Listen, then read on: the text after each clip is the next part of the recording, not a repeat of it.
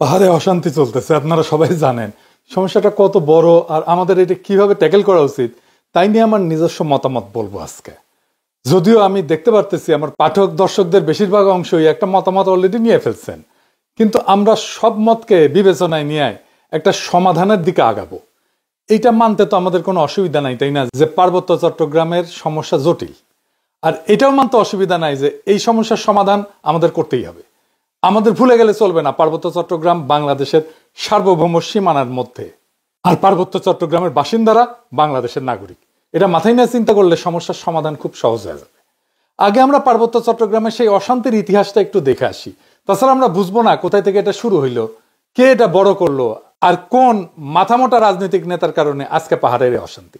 আসেন ইতিহাসটা একটু দেখে আসি। বাংলাদেশের পাহাড়ি তিনটা জেলা, রাঙ্গামাটি, বান্দরবন আর খাগড়াছড়ি, যেটাকে চিটাগাং হিল ট্র্যাক্টস বলা হয়, সেটা নিয়ে 1971 সালের পর থেকে একটা অশান্তি চলে আসতেছে। এই অশান্তির কারণ কি, এর ব্যাপকতা কত দূর, আর এর সমাধানই কি? হিল ট্র্যাক্টস অশান্ত হয় 71 সালের পর, নতুন বাংলাদেশের সংবিধান প্রণয়নের সময় থেকে, আর একটু ভালো করে বলা যেতে পারে যে 1971-এর যুদ্ধের সময় থেকে। এই নিয়ে সাপ্তাহিক বিচিত্রায় 1984 সালে চিন্ময় মুৎসিদ্দি একটা আর্টিকেল লিখে খুব সাড়া ফেলছিল। সে আর্টিকেলটার শিরোনাম ছিল পার্বত্য চট্টগ্রাম অশান্ত কেন। এইটা সাহেব পাতাটা একটু দেখান। উনি লিখতেছেন, 72-এর শাসনতন্ত্র প্রণয়ন পর্যন্ত সংসদ সদস্য মানবেন্দ্র নারায়ণ লারমা উপজাতি জনগণের বঞ্চনা সংকটের অবসান ঘটাবার শাসনতান্ত্রিক রূপকল্পের জন্য প্রচেষ্টা চালান, কিন্তু উপজাতি জনগণের জন্য কোনো প্রকার শাসনতান্ত্রিক নিরাপত্তা আদায়ে তিনি ব্যর্থ হন। জনসংহতি সমিতির অনেক নেতাকর্মী এমন মত পোষণ করেন যে শান্তিপূর্ণ গণতান্ত্রিক পথে পার্বত্য চট্টগ্রামের উপজাতি সমস্যার সমাধান হতে পারে না।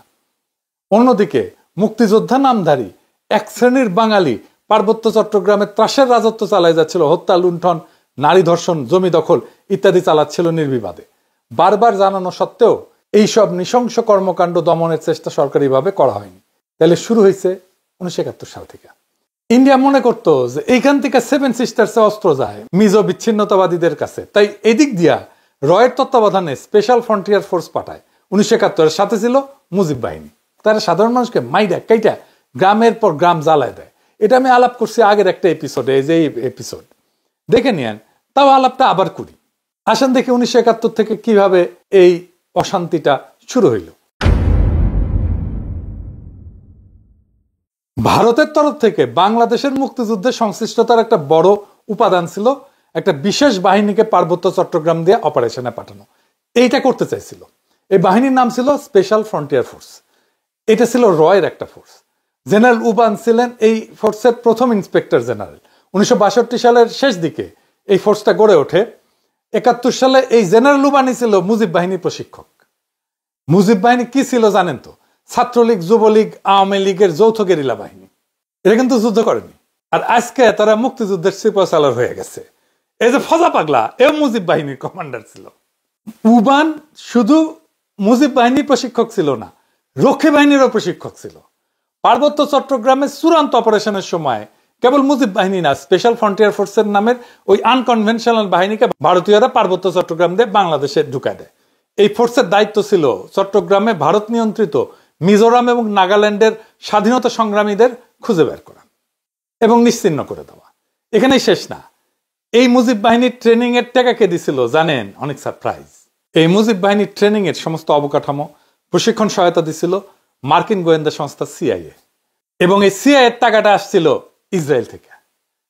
ইসরায়েল থেকে মুজিব বাহিনীর প্রশিক্ষণ কাজে ব্যবহৃত দেরাদুনের অবকাঠামোর প্রায় সবই সিআইএ এর টাকা, যেটা আসলে আসছিল ইসরায়েল থেকে।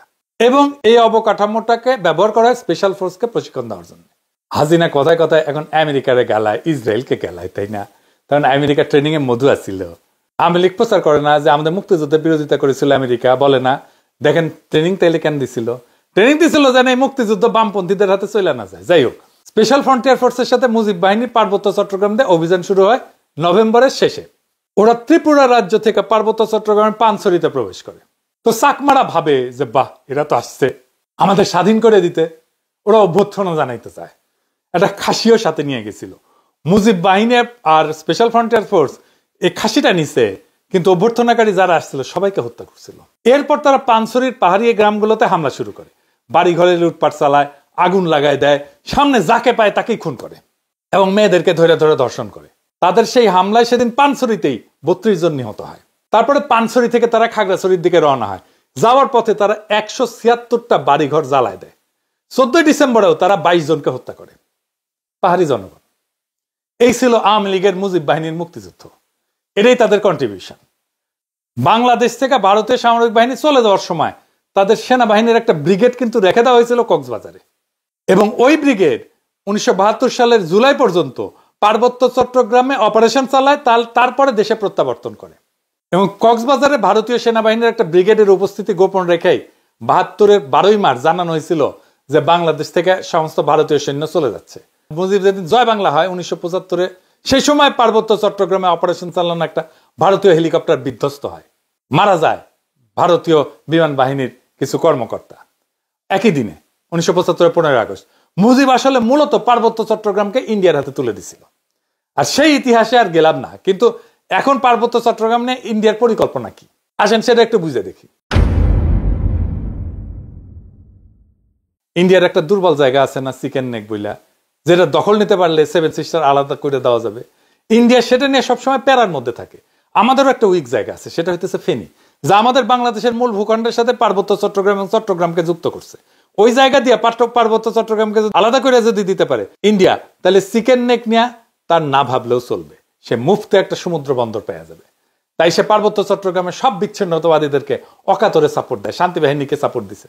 তারা জানে পার্বত্য চট্টগ্রাম যদি বিচ্ছিন্ন হয়ে একটা আলাদা রাষ্ট্র হয়, তাহলে এই ল্যান্ড লক একটা অতি ক্ষুদ্র অল্প জনগোষ্ঠীর ভূখণ্ডে ইন্ডিয়ার উপরে পুরো নির্ভর করা ছাড়া কোনো উপায় নেই। আর ওই অংশটা ইন্ডিয়া খাইয়া ফেলতে কোনো সমস্যা হবে না। তবে আমরা এই সমস্যার কথা সবাই জানি কম বেশি। কিন্তু দ্বিতীয় সমস্যাটা কি, এটা খুব জটিল এবং কম আলোচিত। সেই প্রসঙ্গে আমি আরেকটা আলোচনা করে নিই, আপনাদের বুঝতে সুবিধা হবে। হংকং আর চায়না মেনল্যান্ড, এই দুইটা ভূখণ্ড একই দেশের, কিন্তু সিস্টেম আলাদা। হংকং অশান্ত না? আপনি একটা দেশের দুইটা সিস্টেম করলে সেটা অশান্তির বীজ হয়ে থাকে। কারণ দেশ বা রাষ্ট্র একটা শরীরের মতো, এটা একটা রাজনৈতিক অর্থনৈতিক সংহতির দরকার আছে। ইকোনমিক সিস্টেম আলাদা হইলে রাজনৈতিক সংহতি রক্ষা করা দুরূহ হয়ে যায়। কার্ল মার্কস বলছেন যে রাজনীতি হইতেছে অর্থনীতির ঘনীভূত রূপ। একটা দেশের ইকোনমি যেমন, রাজনীতিও তেমন। তো পার্বত্য চট্টগ্রামের ইকোনমি কি আলাদা? হ্যাঁ, আলাদা। ওদের বর্তমান ভূমি মালিকানা ব্যবস্থা খুব জটিল এবং বহুমুখী কাঠামোর উপর প্রতিষ্ঠিত, যা ঐতিহাসিক, সামাজিক এবং সাংস্কৃতিক এবং প্রশাসনিক কারণগুলোর একটা মিশ্রণ। এটা প্রধানত 3টা স্তরে বিভক্ত।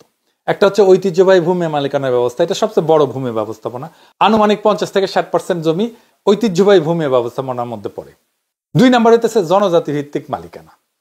পার্বত্য অঞ্চলের প্রধান জনগোষ্ঠী যেমন চাকমা, মারমা, ত্রিপুরা এবং অন্যান্য উপজাতি গোষ্ঠীগুলো তাদের নিজস্ব ঐতিহ্যবাহী ভূমি ব্যবস্থাপনা পদ্ধতি অনুসরণ করে। এই ব্যবস্থায় জমির মালিকানা সাধারণত পরিবার বা গোষ্ঠীর মধ্যে থাকে এবং এটা মৌখিক ঐতিহ্য এবং নিয়মের ভিত্তিতে পরিচালিত হয়।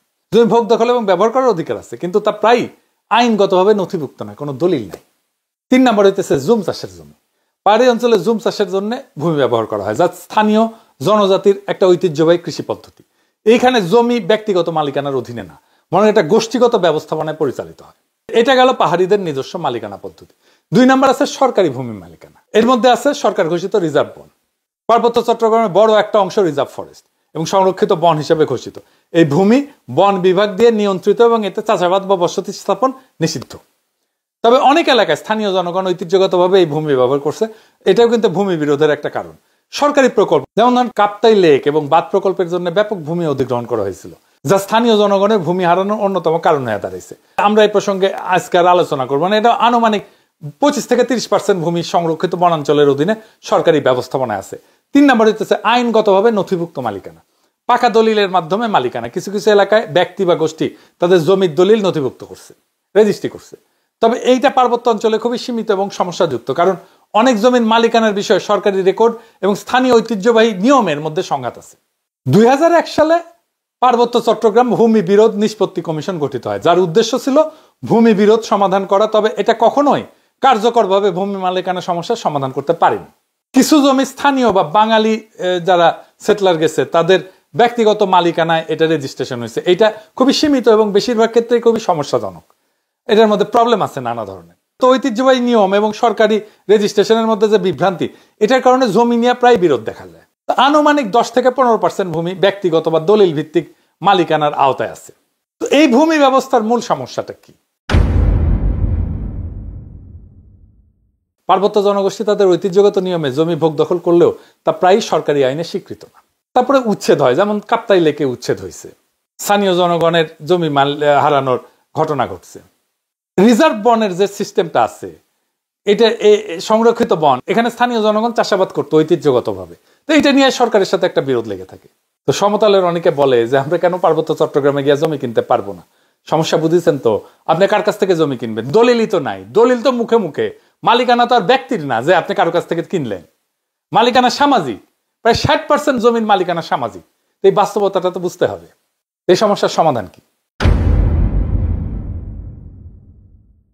ওয়ান কান্ট্রি টু সিস্টেম ব্যবস্থা আমাদের চালাইতে হবে, যতদিন পর্যন্ত না ব্যাপক সংখ্যাগরিষ্ঠ পাহাড়িরা এই সিস্টেম বদলানোর জন্য দাবি না করে। সিস্টেম যদি বদলাইতে হয় পাহাড়ি জনগোষ্ঠীর দাবির ভিত্তিতে বদলাইতে হবে, তা না, তার আগে না। আমরা অভিজ্ঞতা নিতে পারি হংকং, স্কটল্যান্ড, উত্তর আয়ারল্যান্ডের অভিজ্ঞতা। এইটা কইরা ঐতিহ্যবাহী ভূমি ব্যবস্থাকে আইনি স্বীকৃতি দিতে হবে। পুরো পার্বত্য চট্টগ্রামকে আমরা গ্রিন ইকোনমির আওতায় আনতে পারি, তাহলে অর্থনৈতিক উন্নয়ন আর স্বাতন্ত্র্য 2 লক্ষই অর্জিত হবে। পার্বত্য চট্টগ্রামে ব্যাপক অর্থনৈতিক উন্নয়ন করলে, পাহাড়িদের আয় আর জীবনযাত্রার মান বাড়লে বেশিরভাগ সমস্যার সমাধান হয়ে যাবে। আসলে আমাদের সমস্যার মূলে হচ্ছে দারিদ্র্য। এইটা দূর করেন, সব দূর হয়ে যাবে। যাই হোক, আগের আলাপে ফিরে আসি, ওইটাও জরুরি। ওই যে 3টে জেলার কথা বলছি, যে রাঙামাটি, বান্দরবন, খাগড়াছড়ি, এই 3টে জেলা আগে ব্রিটিশ এবং পাকিস্তান আমলে একটা জেলা ছিল, যার নাম ছিল চিটাগাং হিল ট্র্যাক্টস। এই 3টে জেলা অমুসলিম সংখ্যাগরিষ্ঠ হওয়া সত্ত্বেও 1947 সালে স্যার সিরিল র্যাডক্লিফ যে ভাগ করে দিছিল ইন্ডিয়া পাকিস্তান, এই জেলাকে পাকিস্তানকে দিয়ে দেয়। কারণ এই জেলার সাথে ভারতের পার্শ্ববর্তী রাজ্য মিজোরাম আর ত্রিপুরার কোনো স্থল বা নৌ যোগাযোগ ছিল না, এখনো নাই প্রায়, যেটা আছে খুবই সামান্য, এটা উল্লেখ করার মতো না। এই জেলার যোগাযোগ ব্যবস্থা চট্টগ্রামের সাথে জড়িত হয়। অর্থনৈতিক বাস্তবতার কারণে এই জেলাকে চট্টগ্রামের সাথে পাকিস্তানে দিয়ে দেওয়া হয়। হুদাহুদি এই জেলাকে মিজোরামের সাথে জুড়ে দিয়ে যাতায়াত ব্যবস্থা কাট করে না খাওয়া মরার তো কোনো কারণ নাই। পাকিস্তানে এই জেলাকে দেওয়ার কারণে এখানে কোনো উল্লেখযোগ্য বিদ্রোহ বা আন্দোলন কিছুই হয় না। 1948 সালে কায়েদে আজম মোহাম্মদ আলী জিন্নাহ যখন পূর্ব পাকিস্তানে আসেন, তখন উনি ঢাকায় সফর শেষ করে চট্টগ্রামে যান। সেখানে গেলে হিল ট্র্যাক্টস জেলার বিভিন্ন ট্রাইবাল লিডাররা তার সাথে দেখা করেন। এই ঘটনার বিবরণ চাকমা রাজা ত্রিদীপ রায়ের বই দ্য ডিপার্টেড মেলোডিতে আছে। তো জিন্নাহর সাথে সেই মিটিংয়ে ট্রাইবাল লিডাররা তাদের জন্য অটোনমি দাবি করে একটা প্রস্তাব পেশ করেন। জিন্নাহ সেটা একবার পইরাই অ্যাপ্রুভ করে দেন, অনুমোদন করে দেন, পুরোপুরি একবার পইরা। পাকিস্তান আমলে পাকিস্তান এই ট্রাইবগুলোকে অটোনোমাস হিসেবে রাখছিল, স্বায়ত্তশাসিত, এবং পাকিস্তানের সংবিধানেও এই অটোনমি স্বীকৃতি ছিল। এটা পাকিস্তানের 62 সালের সংবিধানের 223 নম্বর আর্টিকেল, যেখানে বলা আছে সেন্ট্রাল কিংবা প্রদেশের আইনসভা দ্বারা বানানো আইন ট্রাইবাল এলাকায় প্রযোজ্য হবে না। রাষ্ট্রপতি বা প্রেসিডেন্ট বিশেষ জরুরি পরিস্থিতিতে বিভিন্ন রেগুলেশন জারি করতে পারেন। এর ফলে পাকিস্তানের ট্রাইবাল এলাকাগুলোর গোত্রগুলা সর্দার দিয়ে স্বায়ত্তশাসিত ছিল। পাকিস্তানে কিন্তু খালি একটাই ট্রাইবাল এলাকা ছিল না, পশ্চিম পাকিস্তানেও সীমান্ত প্রদেশে অনেকগুলো পাঠান আর বালুচ ট্রাইব আছে, যারা তখন স্বায়ত্তশাসিত ছিল। যেমন ধরেন দীর, সোয়াত, চিত্রাল। পশ্চিম পাকিস্তানের এইসব জেলায় অনেক পাঠান ট্রাইব আছে। পাকিস্তানের সীমান্তবর্তী আরো এলাকা আছে, যেমন ধরেন বাজাউর, তারপরে মোহাম্মদ, তারপরে ওরাকজাই, তারপরে ওয়াজিরিস্তান, তারপরে কুররাম, তারপরে খাইবার, যেখানকার ট্রাইবগুলো সম্পূর্ণ স্বায়ত্তশাসিত ছিল। এই এলাকাকে পাকিস্তানে বলা হয় FATA, ফাটা, মানে ফেডারেলি অ্যাডমিনিস্ট্রেড ট্রাইবাল এজেন্সি। এইটা পাকিস্তানের উত্তর পশ্চিম সীমান্ত প্রদেশের সরকারের জুরিসডিকশনের বাইরে ছিল। এদের জন্য আলাদা পেনাল কোড ছিল, যেখানে গোত্রপতিরা নিজেদের কালচার আর বিচার ব্যবস্থা অনুযায়ী বিচার করে সেটা রায় কার্যকর করতে পারত। সেটার নাম ছিল ফ্রন্টিয়ার ক্রাইমস রেগুলেশন বা FCR। পাকিস্তানের 2018 সালে FATA কে খাইবার পাখতুনখোয়া প্রদেশের সাথে একীভূত করা হয়। তো তাইলে যেটা পাকিস্তান আমলে শান্ত ছিল, এটা ঝামেলা শুরু হইলো এই উগ্র বাঙালি জাতীয়তাবাদের নাম করে। পাকিস্তান ভাঙার পর থেকে রাজা ত্রিদীপ রায় তার বইতে লিখছে এইসব। বাংলাদেশ পাকিস্তান থেকে বিচ্ছিন্ন হওয়ার পর যখন নতুন সংবিধান প্রণয়ন হচ্ছে, তখন ট্রাইবাল লিডাররা আবার সরহদি বডিগার্ডের সাথে দেখা করে সংবিধানে পাকিস্তানের মতো করে তাদের আগের স্বায়ত্তশাসনের ধারা গ্যারান্টি চায়। তো বডিগার্ড তাদেরকে কি কইছিল জানেন? কি উত্তর দিছিল জানেন না? কইছিল কোনো স্বায়ত্তশাসনের প্রয়োজন নাই, তোরা সব বাঙালি হয়ে যা। বডিগার্ড আর আওয়ামী লীগ যে কি পরিমাণে বুর্বক, বেকুব, মাথা মোটা ফ্যাসিস্ট, এটা তার সামান্য একটা উদাহরণ। কেন তা একটা জাতি বা ট্রাইব তার সবকিছু পাল্টায় বাঙালি হয়ে যাবে? বডিগার্ড তো এর মধ্যে অবাঙালি, বিহারি আর অমুসলিমদের কচুকাটা করিয়া গণহত্যা চালায়, তাদের নাগরিকত্ব বাতিল করে, ঘর বাড়ি জমি জমা রাষ্ট্রীয়ভাবে বাজেয়াপ্ত করে নিজের চালাচামুন্ডারদের মধ্যে বিতরণ করে দিয়েছিল। এই যে পাদের সিদ্দিকি আছে না, পাদের সিদ্দিকি যে বাসায় থাকে, ওই বাসাটা বিহারিদের বাসা। এই যে জিল্লুর রহমান ছিল না, এই যে পাপনের বাপ, ও বাসাটাও বিহারিদের বাসা। সবগুলা আওয়ামী লীগ দখল করে নিয়েছিল। এমনকি এই যে সিপিবির পুরানা পল্টনের অফিস, ওটাও বিহারিদের বাসা ছিল। এরপরে ফ্যাসিস্টদের রুল বুক অনুযায়ী অবাঙালি মুসলমানদের নাজি কনসেন্ট্রেশন ক্যাম্পের মতো করে ক্যাম্পে ঢুকায়। স্বাভাবিকভাবে পাহাড়ি ট্রাইবগুলা এই সমস্ত দেখা প্রমাদ গণে এবং এখান থেকে শুরু হয় অসন্তোষ আর ক্ষোভ। তো মুজিবের আমলে তো আমরা জানি ভারতীয় আর্মি পাঠায়, পাহাড়ে নিজের দাপট বজায় রাখে। এরপর বডিগার্ডের ফুটা হয়ে গেলে 15 আগস্টে, 75-এর 15 আগস্টে ভারত মাতা তার সাপোর্ট উঠায় না। এর ফলে মুজিবের যে বপন করা যে বিদ্বেষ ঘৃণার বীজ, সেটা দিয়ে গাছ তৈরি হয়, সেটা থেকে বাংলাদেশ ভোগা শুরু করে। দুঃখজনক হলেও সত্য যে মুজিব জয় বাংলা হওয়ার পরেও বাংলাদেশে আওয়ামী উগ্র বাঙালি জাতীয়তাবাদের বয়ান জয় বাংলা হয় নাই। এখনো 2025 সালে সেই বয়ানকে আমাদের জয় বাংলা করা লাগতেছে। এর ফলে পরবর্তী কোন শাসকই অবাঙালি বিহারি মুসলমানদের কনসেন্ট্রেশন ক্যাম্প থেকে বের করার উদ্যোগ নেয় নাই, তাদের বাজেয়াপ্ত করা বাড়ি ঘর জমি জমা ফেরত দেওয়ার কোনো উদ্যোগ নেয় নাই। এর ফলে পাহাড়ে অসন্তোষের পলিটিক্যাল সমাধান হয় নাই।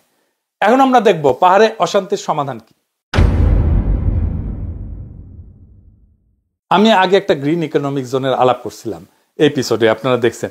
এখন আবার নতুন আলাপ শুরু হয়েছে। এই খবর আপনাদের সবার চোখে পড়ছে যে বাংলাদেশ সেনাবাহিনী পাহাড়ে আরো 250টা ক্যাম্প স্থাপন করতে চায়। তো এটা কি ভালো হবে? এটা কি ভালো কোনো সমাধান? ফেসবুকে তো সবাই খুব বীর বাঙালি হয়ে উত্তেজিত।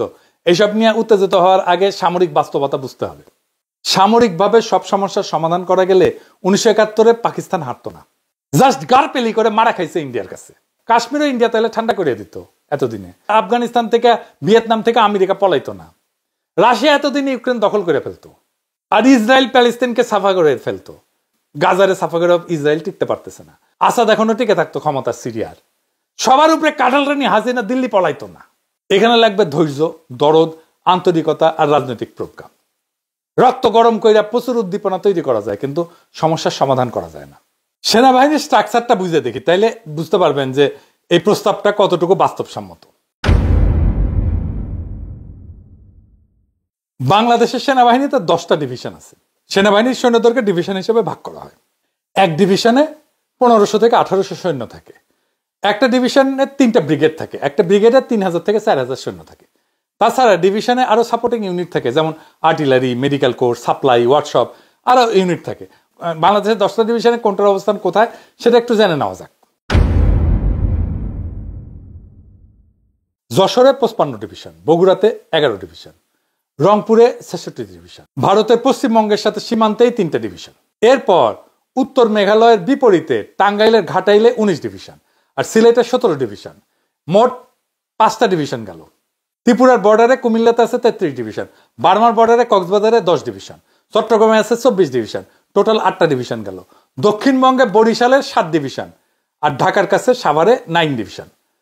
তো পাহাড়ে বাংলাদেশ সামরিক বাহিনীর 24 ডিভিশন নিয়োজিত, যাদের হেডকোয়ার্টার হচ্ছে চট্টগ্রাম ক্যান্টনমেন্ট। চট্টগ্রামে হিল ট্যাক্সের সেনা মোতায়েন করা আছে কিভাবে?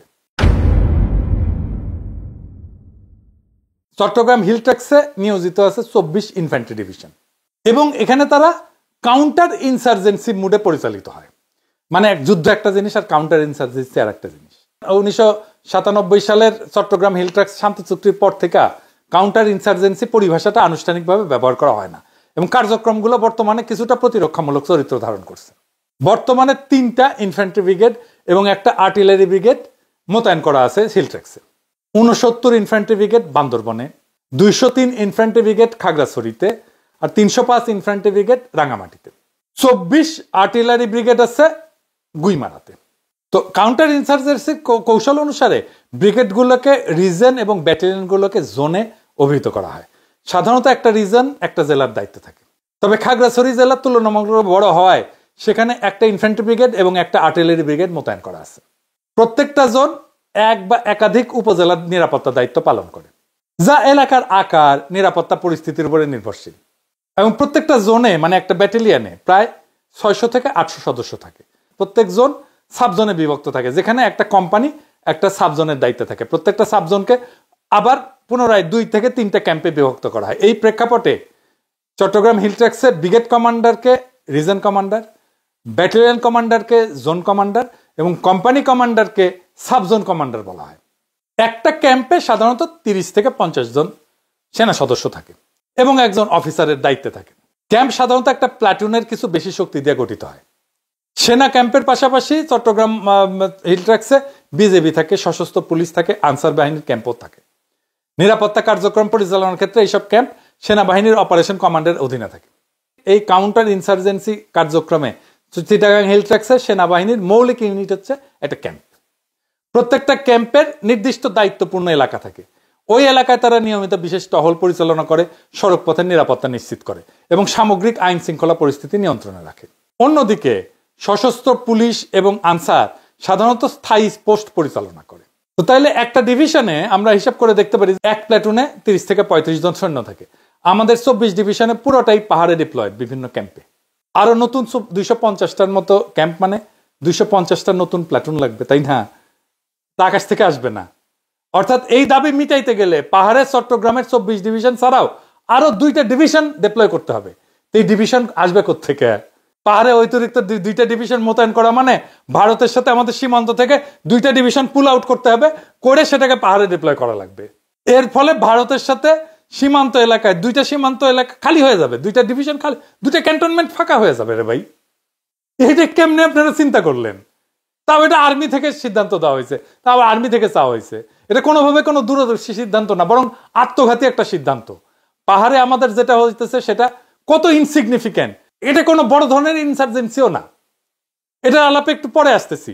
ভারত যদি দেখে যে আমরা এই সামান্য ইস্যুতে হয়েছে সামলাইতে পুরো 3টা ডিভিশন মোতায়েন করছি, তখন ভারত তো পাহাড়ে আরো অশান্তি করবে, 100 গুণ বাড়াই দিবে। তখন হুজুরকে দাবি উঠবে যে পাহাড়ে আরো সেনা মোতায়েন করতে হবে, আমাদের পুরা পাহাড় সেনা দিয়ে ভর্তি হয়ে যাবে। এর ফলে ভারত আমাদের সীমান্তে অবশিষ্ট বাকি 6টা ডিভিশনকে পাহাড়ে মোতায়েন করা লাগবে, পুরা সেনাবাহিনী পাহাড়ে নিয়ে যেতে হবে, সীমানা পুরোপুরি অরক্ষিত করে ফেলা। বাংলাদেশের পুরা সামরিক বাহিনী পাহাড়ের একটা সেকের মধ্যে ঢুকে যাবে। এটা সামরিক দিক দিয়ে অত্যন্ত একটা ভুল চাল, এবং এটাই চাই ইন্ডিয়া। আর দেখেন সবাই লাফাইতেছে ইন্ডিয়া কিভাবে আমাদের কাঁধে বন্দুক রেখা দেখেন আমাদের উপরে গুলি চালাইতেছে, দেখেছেন? ভয়ে কেউ কিছু করবে না এটার বিরুদ্ধে, পাবলিক সেন্টিমেন্টের ভয়ে।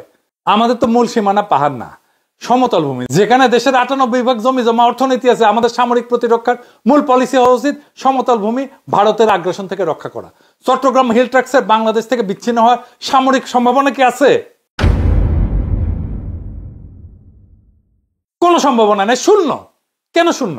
কারণ চট্টগ্রাম হিলট্র্যাক্সের যোগাযোগ ব্যবস্থা পুরোপুরি চট্টগ্রামের সাথে জড়িত, যেখান থেকে খাদ্যদ্রব্য থেকে শুরু করে জীবনযাপনের সবকিছু চট্টগ্রামের রাস্তা দিয়ে ঢুকে। সামরিক বাহিনী চট্টগ্রাম দিয়ে সেখানে যায়। ভারতের সাথে আমাদের হিলট্র্যাক্সের কোনো উল্লেখযোগ্য যোগাযোগ ব্যবস্থা নেই। আপনারা জানেন, আমার আগের এপিসোডে আমি দেখাইছি না, যোগাযোগ ব্যবস্থাতে সামরিক অভিযানের মূল বিষয় কোন দিক দিয়ে আর্মি আসবে ইন্ডিয়া থেকে, কোথা দিয়ে আসতে পারবে না, কোনো যোগাযোগ ব্যবস্থা নাই। কিছু মেঠো পথ আছে, ওই দিকের সীমান্ত অত্যন্ত দুর্গম হওয়াতে সেখানে বড় কোনো রাস্তাঘাট একদম নাই। এর ফলে ভারতের পক্ষে ওই সীমান্ত দিয়ে হিলট্র্যাক্সের সামরিক অভিযান চালানো একেবারে অসম্ভব কাজ। এটা লজিস্টিক্যাল দিক দিয়ে ভারতের পক্ষে সম্ভব না। ওই দিক দিয়ে ভারতের আর্মির কোনো ট্রাক লট বহর টেনে আনা সম্ভব না। আর ভারতের মিজোরামের সাথে নিজেদের যোগাযোগ ব্যবস্থা দুর্গম। ভারত যদি প্রত্যক্ষভাবে সামরিক আগ্রাসন না চালায় তাহলে হিলট্র্যাক্সের বিচ্ছিন্ন হওয়ার সম্ভাবনা শূন্যের চেয়েও কম। যদি ভারত অল্প কিছু পদাতিক সৈন্য দিয়ে হামলা করে, যেমন 71 সালে করছিল স্পেশাল ফ্রন্টিয়ার ফোর্স, ওরা কিন্তু কোনো যুদ্ধ করে নাই, মুজিব বাহিনীর সাথে ওরা কিন্তু যুদ্ধ করে নাই, কোনো সামরিক অপারেশন করে নাই, নিরীহ গ্রামবাসীদেরকে মারছে আর লুটপাট করছে। ওইটাকে সামরিকভাবে মোকাবেলা করা আমাদের আর্মির জন্য কোনো ব্যাপারই না। এবার দেখি পাহাড়ে যেটা হইতেছে সেটা কি ইনসার্জেন্সির কোন স্টেজের মধ্যে পড়ে? আমার দেশের প্রতিবেদনে বলা হয়েছে চাঁদানা অপহরণ ও হত্যার সাথে জড়িত ইউপিডিএফ 2009 থেকে এ পর্যন্ত 332 জনকে অপহরণ করছে সংগঠনটা। এর মধ্যে পাহাড়িরাও ছিলেন। সর্বশেষ চট্টগ্রাম বিশ্ববিদ্যালয়ের 5 শিক্ষার্থীকে অপহরণ করার ঘটনা ঘটে। তাদের হাতে 2009 সাল থেকে এই পর্যন্ত 89 জন হত্যার শিকার হয়েছেন। যাদের মধ্যে ক্ষুদ্র নিগোষ্ঠী সদস্য যেমন আছে, তেমনি সেনাবাহিনীর 16 সদস্য আছে। 2009 সাল থেকে এখন পর্যন্ত দীর্ঘ 17 বছরে বিদ্রোহীদের হাতে হত্যার শিকার হয়েছে 89 জন। আর সেনাবাহিনীর কতজন? 16 জন, মাত্র 16 জন। এর চেয়ে বেশি মানুষ ডেঙ্গু, ম্যালেরিয়া, যক্ষা, ডিপথেরিয়া, হুপিং কফ এটাতে মারা গেছে। যারা মারা গেছে আমি তাদের প্রতি সম্মান রেখেই বলতেছি, তাদের আত্মত্যাগকে আমি গভীর শ্রদ্ধা জানাই বলতেছি সবকিছুর একটা তো মাত্রা আছে, মাত্রা জ্ঞান হারায় ফেললে তো মানুষ কাণ্ডজ্ঞান হারায় ফেলে। জাতিসংঘের মিশনে সেনাবাহিনীর 166 জন সদস্য নিহত হয়েছে, 10 গুণেরও বেশি। পাহাড়ে যে ক্রাইম স্ট্যাটিস্টিক্স, সেটা কোনো ইনসার্জেন্সির সংজ্ঞায় পড়ে না। আসল ইনসার্জেন্সি কাকে বলে জানেন? আসেন সেটা দেখি ইনসার্জেন্সি কি। আফগানিস্তানে পশতুন পাঠান ট্রাইবগুলো আমেরিকা এবং নেটোর বিরুদ্ধে যেটা করছে সেটা হইতেছে আসল ইনসার্জেন্সি। সেখানে ক্যাজুয়ালিটি কত হয়েছে শুনবেন? 2001 থেকে 2021 সাল পর্যন্ত এই 20 বছরে আমেরিকা এবং তার মিত্রদের 70,000-এর বেশি সৈন্য মারা গেছে। হ্যাঁ, 70,000-এর বেশি, বছরে গড়ে 3,500। আহত যে কত হয়েছে আল্লাহ মালুম। ওইটারে বলা হয় ইনসার্জেন্সি। বাংলাদেশে পাহাড়ে যে অশান্তি, সেটাকে হুদাহুদি ইনসার্জেন্সি নাম দিয়া সীমানা খালি করে সেখানে 3 ডিভিশন সৈন্য ডিপ্লয় করা পাগলামো ছাড়া আর কিছু না। পাহাড়ে যে ক্রাইম আছে সেটার জন্য পুলিশকে উপযুক্ত ট্রেনিং দিয়ে ব্যবহার করা উচিত। আর ক্রাইম মোকাবেলা করার জন্য সবচেয়ে বেশি দরকার গোয়েন্দা তথ্য, মানে ইন্টেলিজেন্স। সিভিল ক্রাইম ফাইট করার জন্য আর্টিলারি বা কামানের গোলা লাগে না। সেনাবাহিনীকে দিয়ে ক্রাইম ফাইট করানো ভুল কাজ।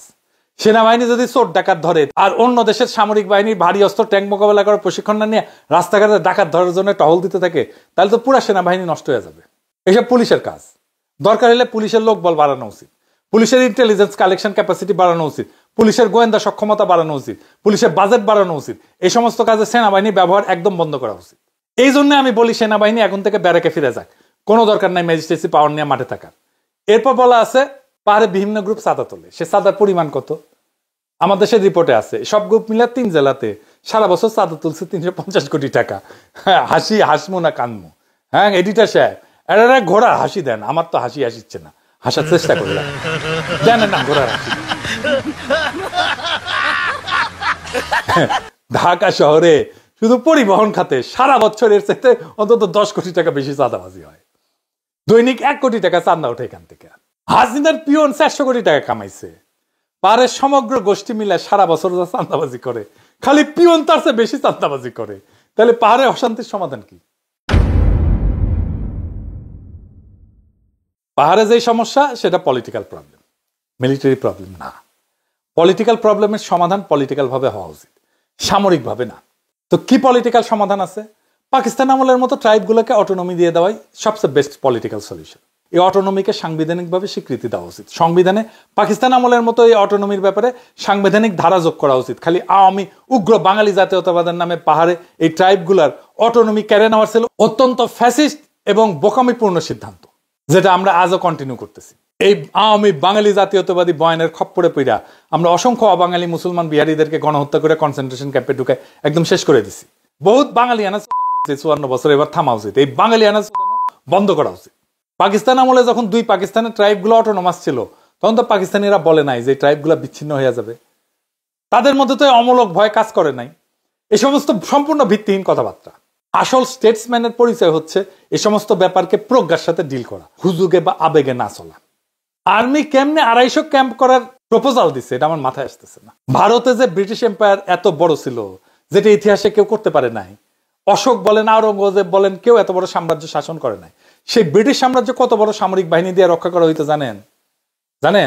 1900 সালে সমস্ত ভারতে ব্রিটিশদের ইন্ডিয়ান আর্মির সৈন্য ছিল 2.25 লাখ, যার মধ্যে 74,000 ছিল গোড়া সৈন্য, মানে সাদা চামড়া। বাকি 1.5 লক্ষ ছিল নেটিভ ইন্ডিয়ান সিপাই। ইংরেজদের সাম্রাজ্য বানানোর পিছনে সবচেয়ে বড় কারণ হচ্ছে তাদের স্টেটসম্যানশিপ আর ডিপ্লোমেসি। ইংরেজরা খালি গায়ের জোরে এত বড় সাম্রাজ্য বানায় নাই, তারা অসংখ্য নেটিভ রাজ্য, নেটিভ ট্রাইবকে সম্পূর্ণ অটোনমি দিয়ে রাখছিল, যাদেরকে প্রিন্সলি স্টেট বলা হইতো। এদের সংখ্যা ছিল 565টা। বড় কিছু রাজ্য ছিল যেমন হায়দ্রাবাদ, মহীশূর, জম্মু কাশ্মীর, গোয়ালিয়র, ভোপাল। ছোট ছোট অসংখ্য রাজ্যও ছিল। আমাদের এইদিকে ছিল ত্রিপুরা আর কুচবিহার। এরকম প্রিন্সলি স্টেট ছিল। ইংরেজরা খালি এদের পররাষ্ট্রনীতি আর প্রতিরক্ষার দায়িত্ব ছিল, বাকি সবকিছুর দায়িত্ব নেটিভ রাজ্যগুলো নিজেরা নিজেদের মতো করে নিজেদের প্রথা অনুযায়ী কর তুইলা সেইটা নিজেরাই খরচ করত। ইংরেজরা এই সমস্ত রাজ্য থেকে কোনো কর নিত না, খুব সামান্য ইনসিগনিফিকেন্ট পরিমাণে একটা ট্রিবিউট নিত। তা আমি জানি এখন আপনারা এখন বলবেন যে এতদিন যে জানতাম ইংরেজরা দেশীয় রাজ্য থেকে কর তুলতো, বলিউডে লাগান বলে একটা সিনেমা হয়েছে না, এই যে কর তোলা নিয়ে ক্রিকেট খেলা, আমির খান ছক্কা মেয়েরা ম্যাচ জিতায়, হ্যাঁ, এইসব বলিউডের গালগপ্প। বাস্তবে ব্রিটিশ ভারতে ইংরেজ সরকারের রাজস্ব কর তুলতো নিজেদের সরাসরি শাসন করা 11টা প্রদেশ থেকে মাত্র। সেটা দিয়ে ইংরেজরা সারা ভারতের সমস্ত খরচ চালাইত। স্যার যদুনাথ সরকারের একটা বই আছে, ইকোনমিক্স অফ ব্রিটিশ ইন্ডিয়া নামে। সেইখানে 1913 সালের বাজেটের একটা স্টেটমেন্ট দেওয়া আছে। ইংরেজদের রাজস্বের প্রধান খাত ছিল ভূমিকর, প্রায় 33%। এরপরে 28% আসতো কাস্টমস আর এক্সাইজ থেকে, মানে আকবরি শুল্ক থেকে। 17% আসতো রেল আর স্ট্যাম্প ডিউটি থেকে। আর 80% রাজস্বই 5টা খাত থেকে আসতো। লবণের উপরে একটা কর ছিল, এটা নিয়ে আবার আন্দোলন হয়েছিল। যাই হোক, সেইখান থেকে বছরে 4.5 কোটি রুপির একটু বেশি রাজস্ব আসতো, 5% মতো। এছাড়া বনভূমি থেকে কিছু ইনকাম ছিল। ইনকাম ট্যাক্স খুব সামান্য ছিল, আজকালকার মতো ইনকাম ট্যাক্সের বালাই ছিল না, ভ্যাটও ছিল না। প্রিন্সলি স্টেট থেকে যে ট্রিবিউট নিত, এইটা 61 লাখ রুপি মাত্র, অর্থাৎ রাজস্বের 1%-ও কম। বছরে এই 86 কোটি রুপি দিয়াই ইংরেজ সরকার সারা ভারতবর্ষে তাদের সাম্রাজ্য মেনটেন করত, প্রতিরক্ষা মেনটেন করত, সিভিল প্রশাসনের খরচ সহ। বাজেট প্রায় ব্যালেন্স থাকতো, মানে অতিরিক্ত থাকতো। 1913 সালের খরচের হিসাব আছে বইতে, দেখেন। আসল পয়েন্ট হইতেছে প্রবল পরাক্রমশালী ইংরেজ সরকার, মহারানী ভিক্টোরিয়া, পাকিস্তানি সরকার, আইয়ুব খান, এরা যদি ট্রাইবগুলোকে অটোনমি দিতে পারে কোনো ধরনের অমূলক ভিত্তিহীন ভয় ছাড়া, তাহলে বাঙ্গুদের সমস্যা কোথায়? সমস্যা আসলে কোথাও না। সমস্যা হচ্ছে বাঙ্গুদের উগ্র বাঙালি জাতীয়তাবাদী বয়ান। এটা মাথা থেকে ঝাইরা ফেললে সব সমস্যার সমাধান আছে। পাহাড়ের ট্রাইবগুলোকে অটোনমি দিয়ে এম্পাওয়ার করে তাদের নিজস্ব ইনস্টিটিউট করতে দেওয়াই সবচেয়ে বেস্ট সমাধান। আপনি দেখেন না, সমতলে এমন কোন নেতা নাই যাদেরকে পাহাড়িরা বিশ্বাস করে। এটা তো বড় সমস্যা। পাহাড়ের ট্যুরিজম থেকে যে রাজস্ব আসে, সেটা সম্পূর্ণ পাহাড়ি ট্রাইবগুলোর কাছে চলে যাওয়া উচিত। তাহলে তারা নিজেদের অর্থনীতির স্বার্থে ট্যুরিজম প্রমোট করবে, আর সেখানকার আইন শৃঙ্খলা নিজেদের পুলিশ দিয়ে রক্ষা করবে। ব্রিটিশ ভারতের প্রিন্সলি স্টেটগুলো নিজেদের পুলিশ আইন শৃঙ্খলা বাহিনী দিয়া নিজেদের রাজ্যের ভিতরে আইন শৃঙ্খলা মেনটেন করত। কখনো কোনো সাহেব বা ভারতীয় ট্যুর করতে যায় সমস্যা হয় না জীবনে। সাহেব মেম সাহেবরা 1-2 নির্ভয়ে সারা ভারতবর্ষ চড়ে বেড়াতো, শিকার করতো। তাদের নেটিভ রাজ্যগুলোতে কখনোই আইন শৃঙ্খলা নিয়ে কোনো ধরনের সমস্যা ফেস করতে হয় নাই তো। জম্মু কাশ্মীর রাজ্য যেখানে অনেক ট্যুরিজম ছিল, সেটা শাসন করতো ডোগরা বংশীয় রাজারা। ইংরেজ সরকারের কোনো সৈন্য সেখানে ছিল না। কাজেই পাহাড়ি ট্রাইবগুলোর অটোনমি সেখানকার ট্যুরিজমের জন্য অত্যন্ত সহায়ক হবে, আর সেটাকে তারা নিজেরাই নিরাপদ করে তুলবে। সবশেষে আসি জমি জমার ব্যাপারে। যেহেতু পাহাড়িদের জমি ব্যবস্থাপনা আলাদা, এটা ডিস্টার্ব করা উচিত হবে না। কাশ্মীর যখন ভারতে যোগ দিছিল, কাশ্মীরের অটোনমির জন্য ভারতের সংবিধানে 370 আর্টিকেল ছিল। এর ফলে কাশ্মীরিরা নিজেদের জন্য অতিরিক্ত আইন বানাইতে পারত, যেটা ভারতের অন্য নাগরিকদের বিভিন্ন অধিকারকে ওভাররাইড করত।